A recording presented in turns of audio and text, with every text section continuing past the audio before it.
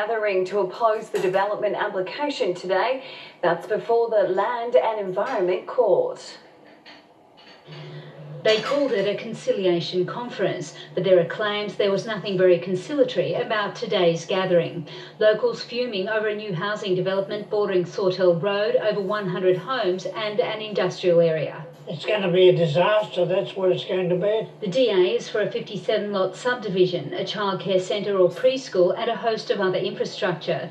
The development requiring the large-scale clearing of this coastal floodplain wetland. They're proposing to remove 8 hectares of primary koala habitat and an endangered ecological community.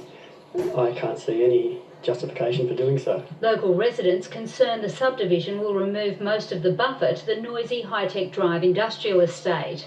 And then we'll have nothing but noise, dust. This morning's turnout and the impassioned pleas at today's proceedings are a direct reflection on the amount of opposition that exists for this DA, whose opponents claim it fails to comply with the Environmental Planning Act.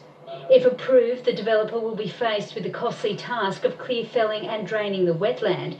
The land purchased from the CEX for the low price of around $380,000 in 2016. The March 2009 rainfall event that saw basically a metre of water would have gone through that site, and they're not proposing to fill it that high. So it'll be a flood waiting to happen. Possible issues also include the removal of the green corridor, which may impact the water quality in the Boambi Creek system, and the proposed estate increasing traffic in an already congested area. So you can multiply that by 2 for the number of cars that's going to be in and out.